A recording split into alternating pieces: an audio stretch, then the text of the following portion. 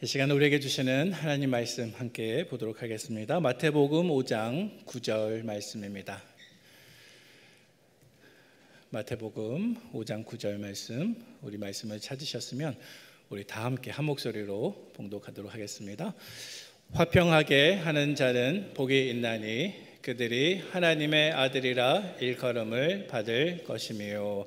아멘. 아멘. 9월 첫 주 우리 2부 예배에 오신 우리 모든 성도님들과 또 영상으로 예배하시는 우리 성도님들 주님의 이름으로 환영하고 축복합니다. 지금도 많은 비가 내리고 있지만 새벽에는 더 비가 많이 내렸고 또 재난 문자도 새벽에 울리는 것을 보았습니다. 아무쪼록 우리 모든 성도님들의 가정에는 아무런 비 피해가 없이 무사히 잘 지나갈 수 있기를 간절히 바랍니다. 오늘은 팔복 시리즈 설교 가운데 7번째 시간이 되었습니다. 함께 읽은 본문 말씀을 가지고 마태복음 5장 9절, 화평하게 하는 자들은 복이 있나니 그들이 하나님의 아들이라 일컬음을 받을 것이며, 이 말씀에 대해서 우리 주님께서 주신 말씀을 함께 묵상해 보도록 하겠습니다. 오늘 본문을 이해하기 위해서 세 가지 질문을 물어야 될 것 같은데요. 먼저 첫 번째로는 우리 주님께서 화평하게 하는 자는 복이 있나니 이렇게 말씀하셨으므로 우리 주님께서 말씀하신 화평이 무엇일까? 평화가 무엇일까? 살펴보면 좋겠습니다. 자막 보여주시고요. 두 번째로는 주님께서 말씀하신 내용 그대로 화평하게 하는 자는 복이 있다 말씀하셨는데, 자, 그러면 화평하게 하는 자는 어떤 사람인가? 어떻게 행해야 화평하게 하는 것인가? 그렇죠? 또 마지막 세 번째로는 우리 주님께서 약속하신 복에 해당하는 내용입니다. 그들이 하나님의 아들이라 일컬음을 받을 것이며, 이 말씀이 어떤 뜻일까? 우리 세 가지 질문으로 나누어서 오늘 본문 말씀을 상세하게 묵상해 보도록 하겠습니다. 자, 먼저 오늘 본문의 내용에 들어가기 앞서서 본문의 배경으로 여러분, 이 세상이 말하는 평화와 성경이 말하는 평화가 다르다는 것에 대해서 잠깐 살펴보겠습니다. 여러분, 세상이 말하는 평화와 성경이 말하는 평화는 다릅니다. 차이가 있습니다. 어떤 차이가 있을까요? 보통 세상 사람들이 말하는 평화는 힘이나 어떤 정치력에 따라서 수반되는 평화를 의미할 때가 많이 있습니다. 자, 하지만 성경이 말하는 평화는 세상적인 평화와 달라서 하나님이 주시는 평화입니다. 그리고 세상에서 발견할 수 없는 영적인 평화를 뜻하는 것입니다. 여러분, 구약시대 유대인들은 메시아가 온다는 믿음을 가지고 있었습니다. 그래서 메시아가 오시면 이스라엘 나라에 평화를 주실 것이라고 생각했습니다. 여러분, 구약에서 유대인들이 메시아에 대해서 가졌던 평화에 대한 생각은 세상 사람들이 말하는 평화였을까요? 아니면 영적인 평화였을까요? 사실은 세상이 말하는 평화에 가까웠습니다. 그래서 마치 다윗과 같은 강력한 메시아 왕이 나타나서 이스라엘을 모든 나라들보다 강하게 만들어주고 또 모든 주변 민족들을 정복해서 강한 강대국이 될 것을 그들은 기다리고 있었습니다.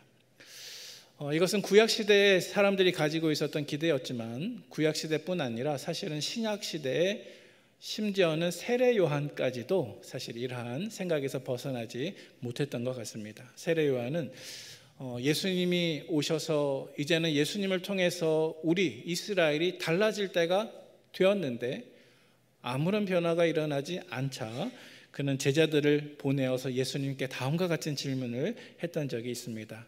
마태복음 11장 2절 3절 말씀인데 제가 봉독합니다. 요한이 옥에서 그리스도께서 하신 일을 듣고 제자들을 보내어 예수께 여짜오되 오실 그이가 당신이 오니까 우리가 다른 일을 기다리오리이까. 여러분, 이 세례 요한이 어떤 사람입니까? 말라기서에 예언되어 있는 것처럼 엘리야를 너희에게 보낼 것이다. 정말 엘리야 같은 선지자가 광야에서 낙타 털옷을 입고 메뚜기와 석청을 먹으면서 우리에게 찾아오신 성육신하신 예수님에 대해서 알려주고 물로 세례를 베풀었던 세례 요한입니다. 하지만 세례 요한은 예수님에 대한 기대가 조금 어긋났던 것 같습니다. 그래서 예수님께서 이스라엘을 새롭게 하시는 기미가 전혀 보이지 않자 오실 그이가 당신이오니까 우리가 다른 일을 기다리오리까? 라고 질문까지 했던 것이죠. 하지만 세례 요한의 이러한 질문 앞에서 예수님께서는 하나님의 나라, 또 하나님이 우리에게 주시는 화평과 평안은 결코 이 세상에 속한 것이 아님을 말씀하셨습니다. 우리 마태복음 11장 4절부터 6절 이어지는 본문인데 우리 같이 한번 읽어보겠습니다. 예수께서 대답하여 이르시되 너희가 맹인이 보며 못 걷는 사람이 걸으며 나변 환자가 깨끗함을 받으며 못 듣는 자가 들으며 죽은 자가 살아나며 가난한 자에게 복음이 전파된다 하라. 누구든지 나로 말미암아 실족하지 아니하는 자는 복이 있도다 하시니라. 아멘. 아멘. 방금 읽은 이 마태복음 말씀은 예수님께서 구약성경 이사야 35장 5절과 6절을 인용한 말씀입니다. 예수님은 구약에서 이사야 선지자가 오래전에 예언한 그 메시아에 대한 약속이 예수님 자신 안에서 성취되었음을 선언하고 계십니다. 자, 그런데 예수님께서 하신 말씀을 다시 한번 바라보시면 한번 말씀 띄워주시겠습니까? 여러분, 이스라엘을 강대국으로 만들고 또 주변 국가를 다 정복해서 감히 다른 국가가 넘보지 못할 그런 힘센 나라로 만든다는 약속이 마태복음 11장 4절부터 6절 말씀에 어디에 있습니까? 전혀 없습니다. 주님께서 말씀하시기를 맹인이 보며 못 걷는 사람이 걸으며 나병 환자가 깨끗함을 받으며 못 듣는 자가 들으며 죽은 자가 살아나며 가난한 자에게 복음이 전파된다 하라.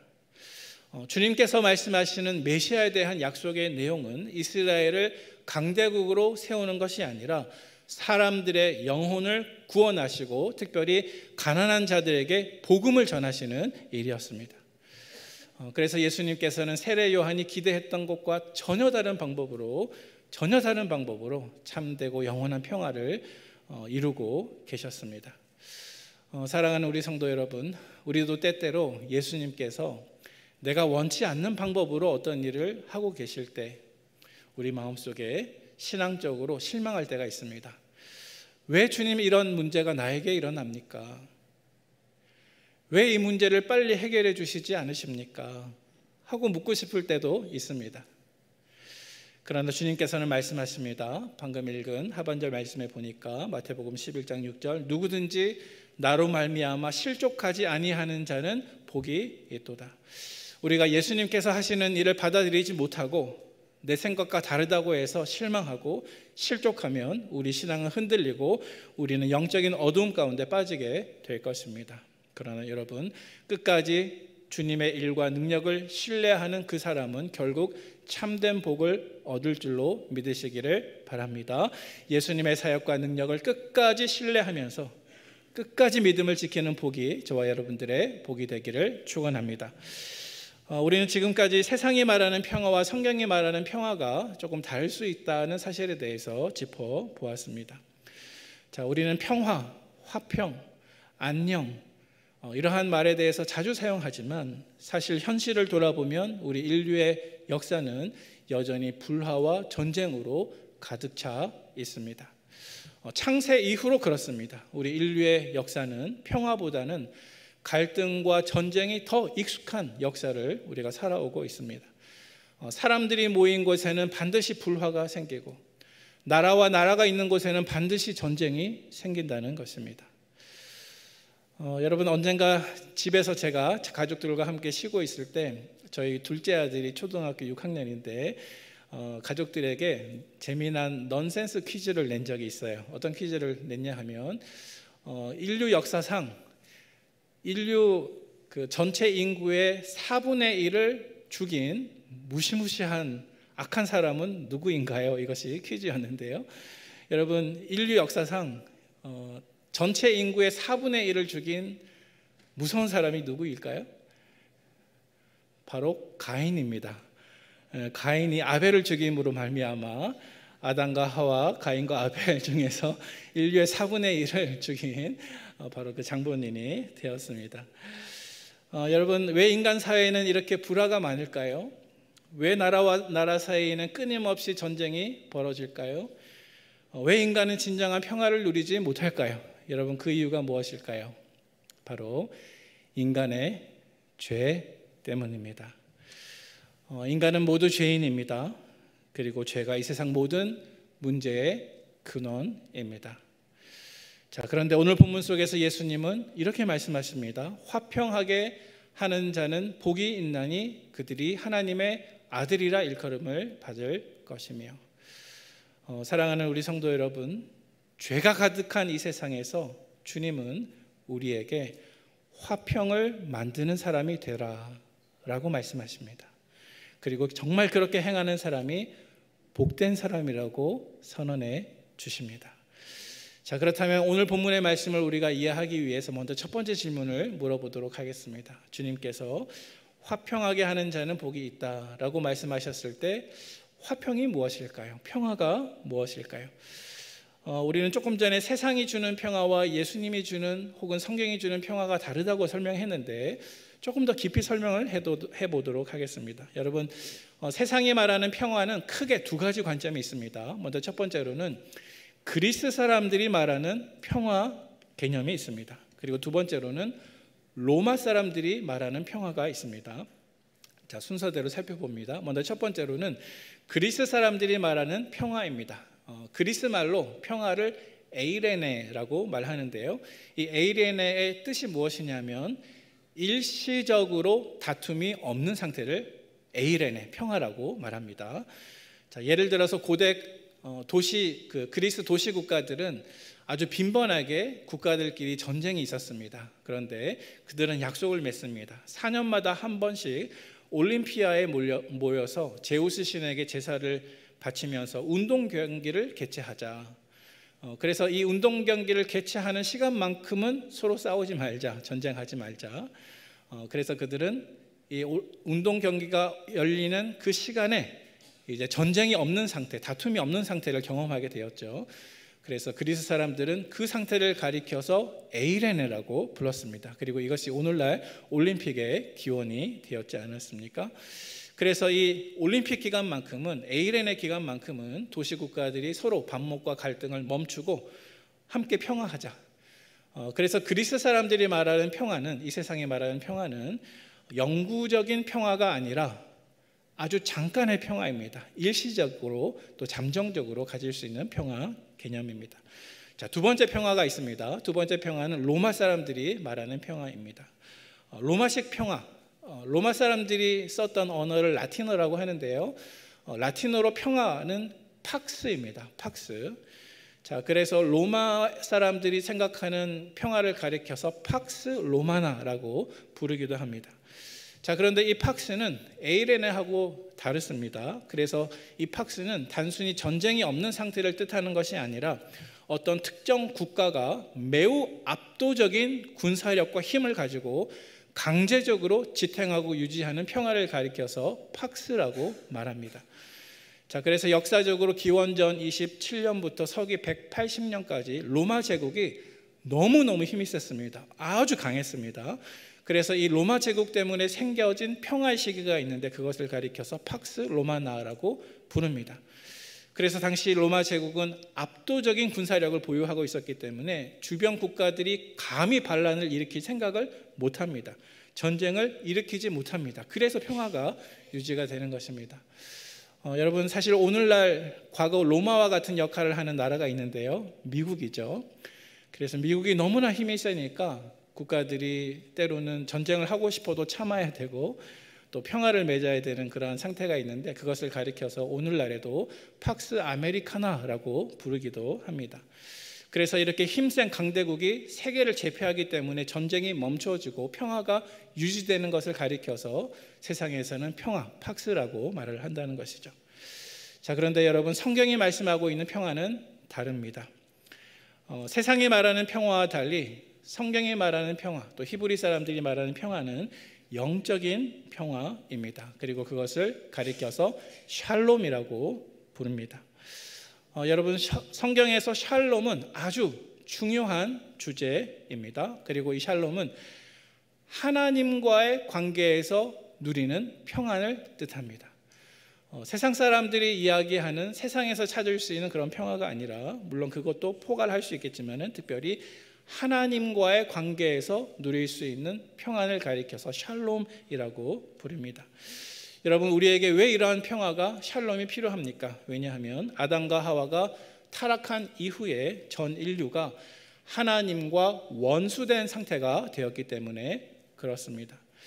물론 처음 창조되었을 때는 죄도 없었고 따라서 참된 평화가 있었습니다. 하지만 죄로 인해서 하나님과 단절되게 되었고 인간은 하나님과의 평화를 완전히 잃어버리게 되었습니다.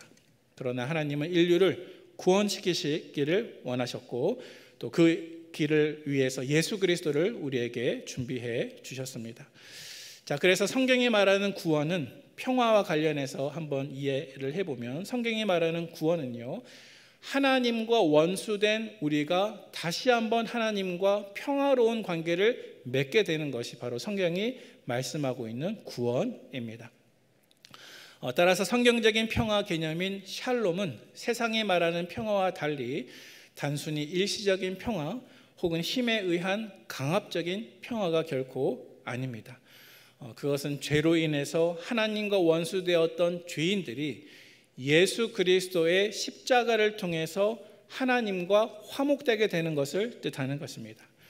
자, 그래서 사도 바울은 로마서 5장 1절 말씀 속에서 이렇게 선포하고 있습니다. 우리 같이 한번 읽어보도록 하겠습니다. 그러므로 우리가 믿음으로 의롭다 하심을 받았으니 우리 주 예수 그리스도로 말미암아 하나님과 화평을 누리자. 아멘. 자, 여러분, 이것은 복음입니다. 이것은 복음입니다. 여러분, 복음은 단지 듣기 좋은 소식이 아닙니다. 복음은 하나님과 원수되었던 죄인들이 다시 하나님과 화목되게 될 수 있다고 하는 놀라운 소식입니다. 그래서 복음에서 가장 중요한 핵심은 죄인이 하나님과 다시 평화를 이룰 수 있다라는 소식입니다. 그리고 이러한 참된 평화, 샬롬은 결코 우리의 힘으로 얻을 수 있는 것 아닙니다. 오직 예수 그리스도의 중보 사역을 통해서 얻을 수 있는 것입니다. 자, 이제 두 번째로 오늘 본문에서 주님께서 하신 말씀을 우리가 이해하기 위해서 던져야 될 중요한 두 번째 질문이 있는데요. 그것은 예수님의 말씀 가운데 화평하게 하는 자가 누구를 가리키는가 하는 것입니다. 자, 여러분, 화평하게 하는 사람은 누구를 가리키는 것일까요? 그저 태어날 때부터 성격적으로 다투지 않고 조용조용하게 지내는 사람을 뜻하는 것일까요? 아니면 매사에 갈등을 피하고 평화를 지탱하기 원하는, 유지하기 원하는 그런 평화주의자를 가리켜서 화평하게 하는 자라고 우리가 얘기를 할 수가 있을까요? 사실 이 둘 다 아닙니다. 예수님께서 말씀하신 화평하게 하는 자는 이것보다 훨씬 더 적극적인 의미를 가지고 있습니다. 그 적극적인 의미라고 하는 것은 사실 평화를 만들어가는 것을 뜻하는 것입니다. 평화가 없는 곳에서 평화를 만들어가는 것을 뜻하는 것입니다. 여러분, 오늘 본문 속에서 화평하게 하는 자에 해당하는 헬라어 원어는 에이레노 포이오이라고 하는 단어인데요, 이 화평하게 하는 자를 뜻하는 에이레노 포이오이는 두 가지 단어가 합쳐진 말입니다. 첫 번째는 평화를 뜻하는 에이레네, 그리고 두 번째로는 만들다, 행하다, 하다를 뜻하는 포이에오가 합쳐져서 평화를 만드는 사람, 그리고 영어로 번역하게 되면은 피스메이커로 번역할 수 있는 말이 바로 오늘 우리가 성경에서 보고 있는 화평하게 하는 자입니다. 자, 그래서 화평하게 하는 자 혹은 화평하게 하는 사람은 소극적으로 평화를 사랑하는 사람, 혹은 있는 평화를 계속 지켜가기를 원하는 사람, 그런 수준이 아니라 예수님께서 말씀하시는 화평하게 하는 사람은 적극적으로 평화가 없는 곳에서도 평화를 만들어낼 수 있는 사람을 뜻하는 것입니다.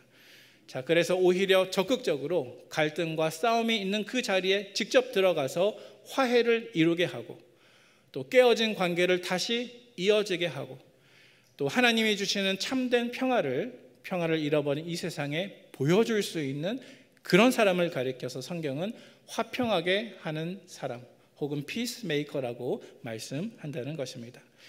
자, 그렇다면 구체적으로 화평하게 하는 사람은 어떤 행동을 해야 할까요? 크게 두 가지 측면이 있습니다. 먼저 첫 번째로는 하나님과 죄인 사이를 평화롭게 하는 것입니다. 또 두 번째로는 죄인과 죄인 사이를 평화롭게 하는 것입니다. 두 가지 중에 순서대로 살펴보도록 하겠습니다. 오늘 본문에서 우리 주님께서 말씀하고 계시는 화평하게 하는 자의 첫 번째 뜻은 하나님과 죄인들 사이에 복음으로 중재자가 되어 화평하게 하는 역할을 하는 사람을 뜻합니다. 여러분, 하나님과 죄인 사이에 무엇으로요? 복음으로 화평하게 하는 관계를 만드는 사람을 뜻하는 것입니다. 하나님과 죄인 사이를 복음으로 연결해서 깨어진 하나님과 죄인의 관계를 다시 회복시키는 역할을 하는 그 사람들을 가리켜서 성경은 화평하게 하는 사람이라고 말합니다. 또 그 사람을 가리켜서 우리 주님께서는 하나님의 아들이라 일컬음을 받을 것이라고 말씀하고 있습니다. 우리 성경 말씀을 한번 찾아보면 좋겠습니다. 로마서 8장 19절 말씀인데요, 우리 같이 한번 읽어보겠습니다. 시작. 피조물이 고대하는 바는 하나님의 아들들이 나타나는 것이니. 아멘. 자, 우리가 너무나 잘 아는 말씀인데요, 이 로마서 8장 말씀에 우리가 지금 살펴보고 있는 마태복음 5장 9절 말씀을 한번 대입시켜 보도록 하겠습니다. 우리 주님께서 화평하게 하는 자들은 복이 있나니 그들은 하나님의 아들들이라 일컬음을 받을 것이며, 이렇게 했는데 그 하나님의 아들들 대신에 저 로마서 말씀에 화평하게 하는 자를 넣어서 말씀을 다시 한번 읽어보겠습니다. 시작. 피조물이 고대하는 바는 화평하게 하는 자들이 나타나는 것이니. 아멘. 여러분, 우리가 저 말씀을 이렇게 해석할 수가 있습니다. 사랑하는 성도 여러분, 이 세상이 가장 절실하게 필요로 하는 것이 무엇일까요? 그것은 바로 하나님의 아들들이 나타나는 것입니다. 화평하게 하는 사람들이 나타나는 것입니다. 여러분, 이 세상은 하나님을 떠난 세상입니다. 죄로 인해서 하나님과의 관계가 깨어진 세상입니다. 그런데 하나님의 아들들이 화평하게 하는 사람들이 어떤 역할을 한다고요? 바로 하나님과 원수된 이 세상과 하나님을 다시금 화목하도록 돕는 역할을 한다는 것입니다. 여러분, 그러면 우리가 도대체 어떻게 죄인으로서 하나님과 멀어진 죄인들, 또 하나님을 떠난 이 세상과 하나님을 다시금 화목하게 하는 역할을 할 수가 있을까요? 어떻게 할 수가 있을까요? 방법은 오직 한 가지입니다. 그것은 바로 예수 그리스도의 피 묻은 복음을 전하는 것입니다. 우리는 예수님의 피 묻은 복음을 전함으로써 주님께서 맡겨주신 화목하게 하는 사명을 감당할 수가 있습니다. 여러분, 성경은 분명하게 선언합니다. 예수 그리스도께서 죄인과 하나님 사이의 유일한 중보자이시며 우리를 하나님과 화목하게 하시는 구원자이심을 분명하게 선포합니다. 우리 골로새서 1장 20절 말씀을 같이 한번 읽어보도록 하겠습니다. 시작. 그의 십자가의 피로 화평을 이루사 만물 곧 땅에 있는 것들이나 하늘에 있는 것들이 그로 말미암아 자기와 화목하게 되기를 기뻐하심이라. 아멘. 네. 자기와 화목하게 되기를 기뻐하심이라. 예수 그리스도께서는 십자가에서 자기 몸을 내어주심으로 말미암아 죄로 원수된 우리와 하나님이 서로 화목할 수 있도록 만들어 주신 분이십니다. 자, 두 번째로 화평하게 하는 자의 첫 번째 역할은 하나님과 원수된 죄인과 하나님을 다시금 복음을 통해서 화목하게 하는 것이었고, 이제 두 번째로 화평하게 하는 자의 두 번째 역할이 있습니다. 그것은 죄인과 죄인 사이에 평화를 이루는 역할을 하는 것입니다. 다시 말해서 인간과 인간 사이에 화목을 이루는 역할을 하는 사람이 바로 화평하게 만드는 사람입니다. 자, 그런데 여러분, 예수님께서는 우리가 형제 혹은 다른 사람들과의 관계에 있어서 평화를 이루는 것이 하나님께 예배드리는 것보다 더 중요하다는 사실을 우리에게 가르쳐 주신 적이 있습니다. 우리 마태복음 5장 23절과 24절 말씀 같이 읽어보도록 하겠습니다. 시작. 그러므로 예물을 제단에 드리려다가 거기서 내 형제에게 원망 들을 만한 일이 있는 것이 생각나거든 예물을 제단 앞에 두고 먼저 가서 형제와 화목하고 그 후에 와서 예물을 드리라. 아멘. 자, 여러분 이 말씀을 한번 잘 묵상해 보시기를 바랍니다. 이 말씀에서 볼 수 있는 것처럼 우리 주님께서는 하나님과 화목하는 것보다 먼저 형제와 화목을 이루는 것이 하나님과의 화목을 위해서도 중요하다, 이렇게 말씀하고 있습니다. 여러분, 예물을 왜 드립니까? 예배를 왜 드립니까? 하나님과 화목된 관계를 위해서이지 않습니까? 그런데 예수님께서는 만일 사람과 사람 사이에 화평을 이루지 못하면 아무리 예물을 제단에 드리고 아무리 하나님께 예배를 드려도 소용이 없다라고 말씀하고 계십니다. 다시 말해서 우리가 하나님과 화목되기 위해서는 먼저 사람들과 화목해야 한다는 것이 바로 주님의 가르침입니다. 자, 그렇다면 여러분, 우리는 죄인으로서 어떻게 죄인과 죄인 사이에서 화목된 관계를 만들 수 있을까요? 주님께서 그 방법을 우리에게 가르쳐 주셨습니다. 그것은 바로 원수를 사랑하고 나를 박해하는 사람들을 위해서 기도하는 삶을 사는 것입니다. 여러분, 예수님께서는 우리가 원수를 사랑하고 우리를 박해하는 자를 위해서 기도하는 것이 하나님의 아들로 인정받는 방법이라는 사실을 말씀해 주셨습니다. 우리 마태복음 5장 43절과 45절 상반절까지 말씀을 같이 한번 봉독하도록 하겠습니다. 시작. 또 내 이웃을 사랑하고 내 원수를 미워하라 하였다는 것을 너희가 들었으나 나는 너희에게 이르노니 너희 원수를 사랑하며 너희를 박해하는 자를 위하여 기도하라. 이같이 한즉 하늘에 계신 너희 아버지의 무엇이요? 아들이 되리니. 아들이 되리니.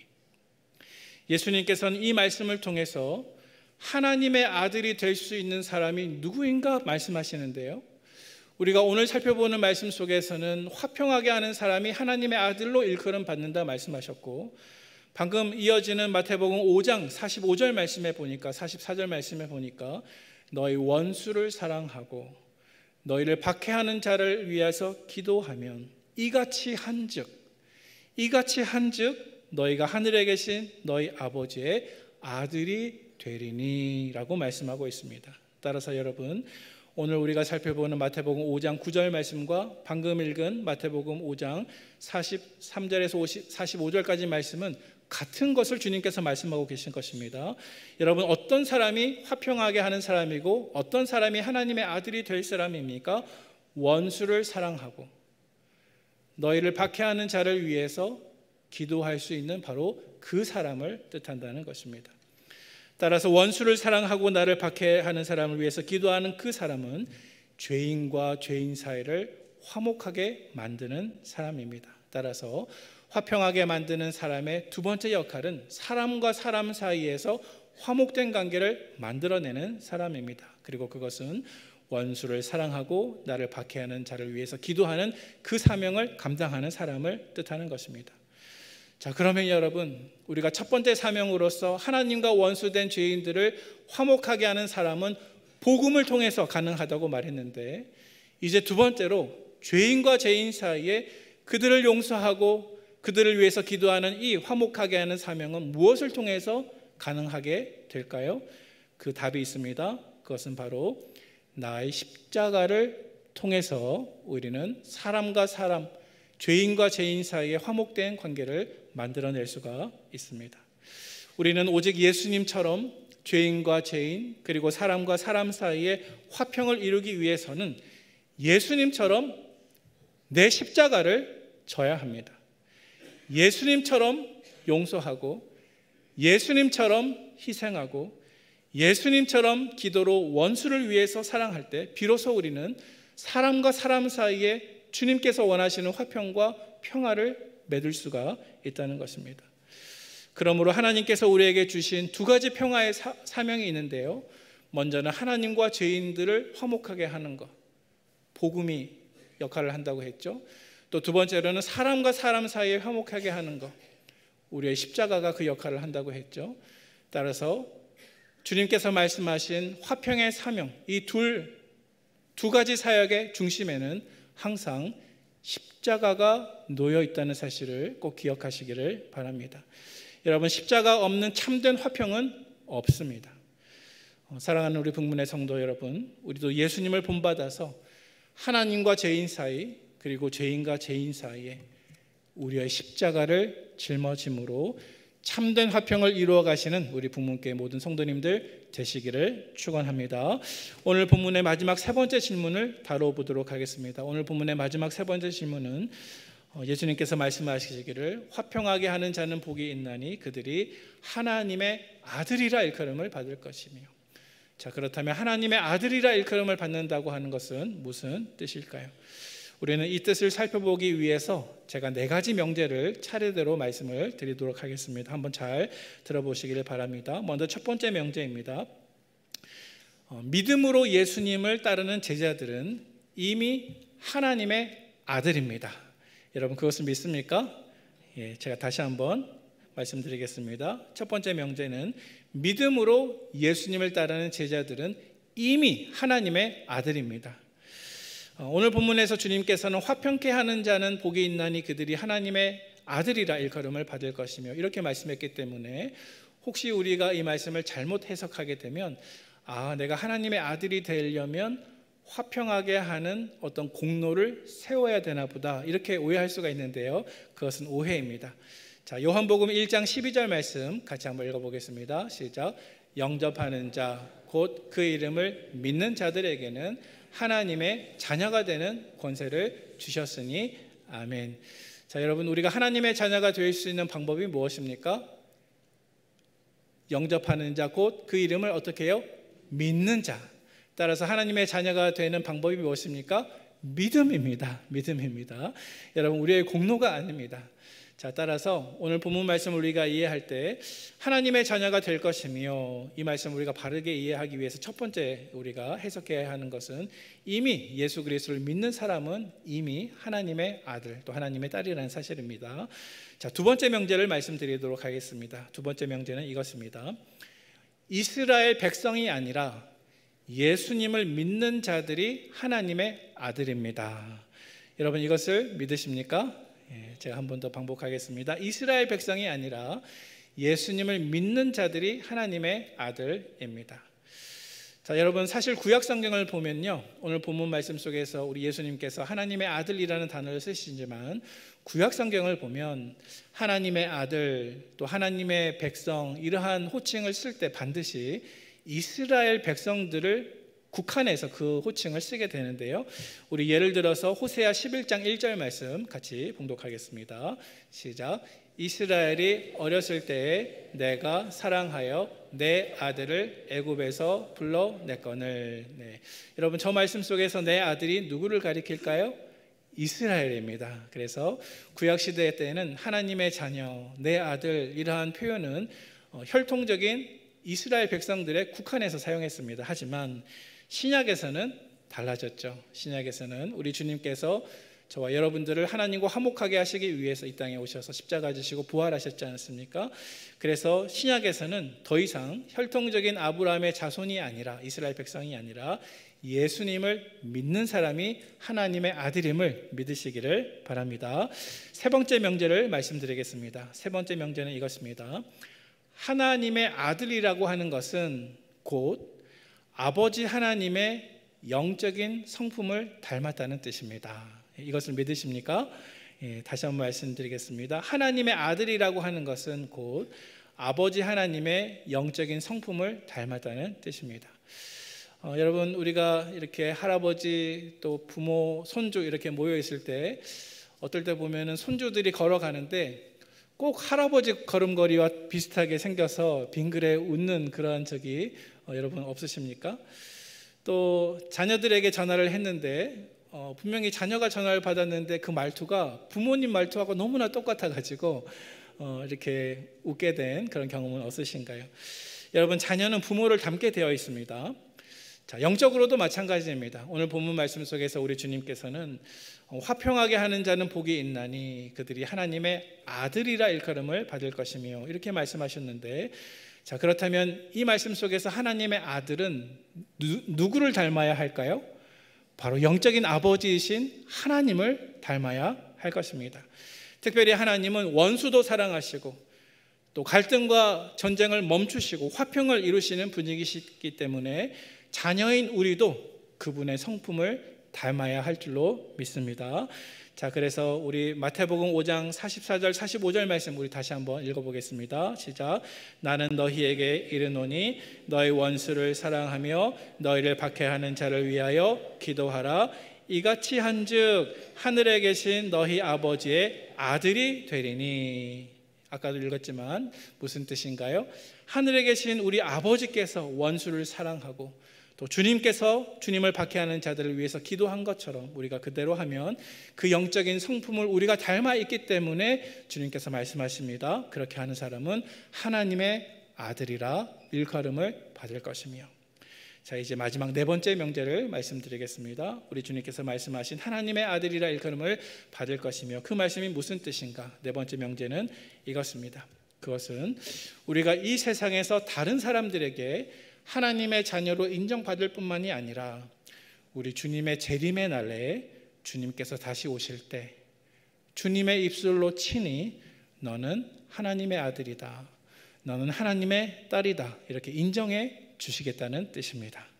다시 한번 말씀드리면 너희가 하나님의 아들이라 일컬음을 받을 것이요, 이 말씀이 가지고 있는 네 번째 뜻은 우리가 이 세상에서 하나님의 자녀로 인정받을 뿐만이 아니라 우리 주님의 재림의 날에 친히 하나님께서 우리 한 사람 한 사람을 하나님의 아들로 또 하나님의 딸로 확증해 주시겠다는 뜻입니다.